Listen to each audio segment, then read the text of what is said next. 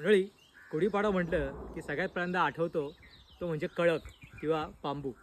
आपल्या आनंदमळ्यामध्ये ह्या कळकाचे किंवा बांबूचे 16 जाती आपण इथे लावलेल्या आहेत आणि मागील 10 वर्षापासून आपण त्याचं संवर्धन आणि संगोपन करतोय. गुढीपाडव्याला लागणारा कळक हा भक्कम आणि आतून भरीव लागतो. आपण माझ्या मागे बघाल तर हे आनंदमळ्यातील आम्ही इथे यायच्या आधीही आमच्या आजोबांनी लावलेलं हे एक सुंदर बेट आहे कळकाचं. हा इथला स्थानिक जात आहे बांबूची, जी आतून भरीव आहे आणि त्याला या स्थानिक भाषेमध्ये कळक म्हटलं जातं. आणि गुढीपाडव्याला आपण जेव्हा ह्यातून एक बांबू आपल्या गुढीकरता नेतो तेव्हा ह्या बेटाची आधी पूजा केली जाते आणि ह्या बेटाला विचारूनच मग आपण हा कळक आपल्या घरामध्ये गुढीसाठी नेतो.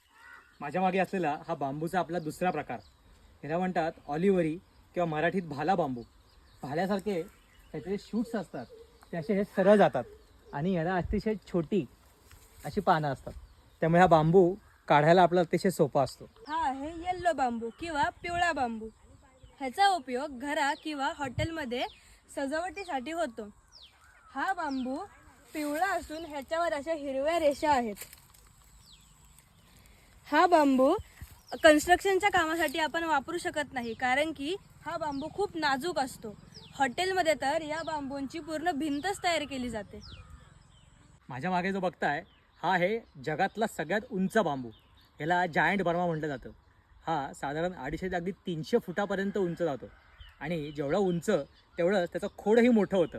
त्यामुळे ह्या बांबूचा उपयोग सुंदर अशा काही आर्टिफॅक्ट्स करण्याकरता, शोभेच्या वस्तू करण्याकरता आणि कधीकधी अगदी बिर्याणी शिजवायला सुद्धा या बांबूच्या खोडाचा उपयोग केला जातो. हा आहे ब्लॅक किंवा काळा बांबू. हा जेवढा दिसायला सुंदर आहे तेवढाच मजबूत सुद्धा आहे. हा असा जाड होतो आणि ह्याचा आपण कन्स्ट्रक्शनसाठी सुद्धा उपयोग करू शकतो. हे आहेत बांबूंचे 2 छोटे प्रकार, नाना आणि मल्टिप्लेक्स.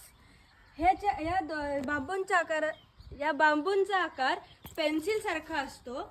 या बांबूंचा उपयोग एक सजावटी करता आणि एक सुंदर अशी भिंत तयार करण्यासाठी पण केला जातो.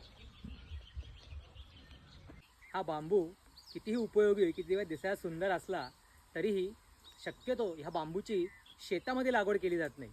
तर या बांबूची लागवड केली जाते ती अशी बांधावरती. तुम्ही जर बघाल तर हा आपला वरचं शेत आणि खालचं शेत ह्यामध्ये जवळजवळ 10 फुटाचा उतार आहे आणि ह्यावरची माती रोखून धरण्याकरता आणि ह्या बांधाचा, या मोठ्या बांधाचा अतिशय समर्पक उपयोग करण्याकरता आपण ही सगळे बांबूच्या जाती इथे लावलेल्या आहेत.